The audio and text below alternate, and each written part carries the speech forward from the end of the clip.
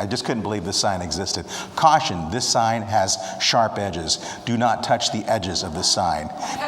You know what's funny is Jimmy actually went ahead and touched it anyway, and that's why we had to go to the hospital again, because he cut his hand. Yeah, we went for surgery at the eye place for my hands. It worked out great. Yeah. When she handed out around campus, Jobbins used it to meet girls by saying, "What would you do for a Kit Kat bar?" Oh, that line works every time. Always.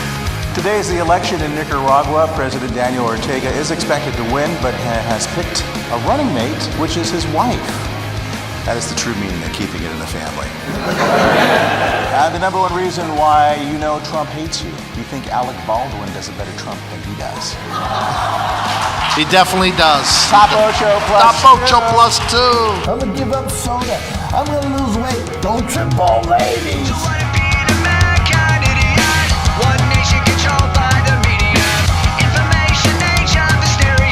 I don't get it. Neiman Marcus, what are they going to do? Sell menudo next? But only on Saturday and Sunday. And remember, bring your pot with you. Do you think Simon is a little too hard on people? No, he's not. He knows what he's talking about. He's got it down. He's good, yeah. Are you missing Paula Abdul as a judge? We're all going to miss her. She'll be back, though. She's amazing. And, you know, I'm really excited for Ellen that she's going to be a new judge on the show. I'm fucking with Fox Sports. What's happening? Hey, what's your prediction on the Dodgers-Phillies series? 4 games to 2, LA Dodgers. Angels-Yankees?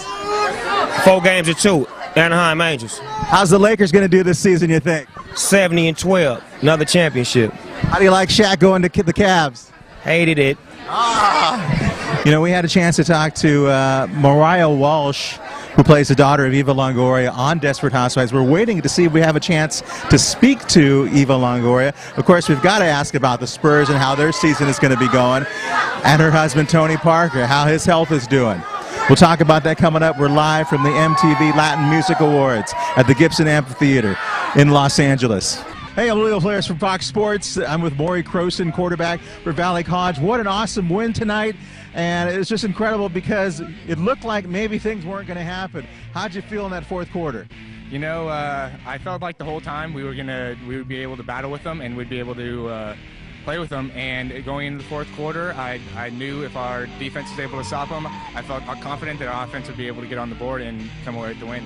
I'm Julio Flores for Fox Sports. Congratulations to the Monarchs tonight, beating Southwest Cougars 35-32. We're with Coach Fenwick of Valley College. Just an awesome win for you guys.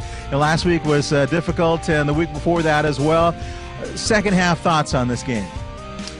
Well, we didn't realize, I think, going into the game that we'd be able to score that many points. But I'm really proud of the kids, the way they hung in there and believed in what we're doing. We got down by a couple of touchdowns, and I wasn't sure how we'd respond. And to see us battle and respond and fight back and be so determined to get ahead and to overtake them, it's just a credit to some of the character that we have on our team. So I'm really proud of them. Fox Sports Radio. I think the listeners don't understand one thing, that Kate Delaney is a Eagles fan, and she's still bitter about that game. Because when you think about it, when you're down 24-6 and you're coming back and then one touchdown. That's the Cowboys fan speaking there. We are live from those AutoZone studios of Fox Sports Radio in Los Angeles. Well, obviously the Steelers have to stop Fitzgerald. That's the person that's been really helping them on this run in the playoffs. The unbelievable things that he's done, and I'm sure they're watching film of that and how to contain him. Apparently, the double teams aren't even working on him. And if Anquan Bolden starts stepping up, and then you got to worry about Andrew and James coming and running through those holes in the front line there as well. The third shift on Fox. Yao missing most of the second quarter. He was on the bench. He had the ice on that knee. And I guess, what's the deal on that injury? Well, basically, he says it's a knee-to-knee hit. The x-rays revealed no breaks. We'll see how things turn out. Obviously, tough when Yao goes down at 7'6". But, of course, T-Mac's out, too, and Ron Artest as well. But I love the play of Danny Granger. He just continues to get better as the season moves along here. We are live from those AutoZone studios of Fox Sports Radio in Los Angeles. So Eddie Garcia and Dan Byer have their work cut out for them, and Dan certainly knows that. I'm sure Eddie does as well, because that's what happens when you, like I said, when you go and cover these sorts of things. Steve and I never get to go because, someone has to stay in the mothership. When they used to go to the moon and someone never got to land on the moon, they stayed in that ship that surrounded the moon and went round and round. That's Steve and I. We stay in that.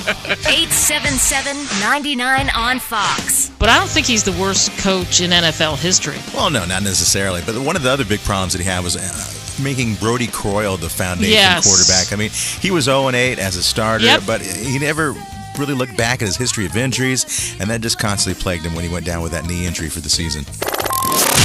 This is The Third Shift on Fox. This is ridiculous. It's a radio show. The Third Shift.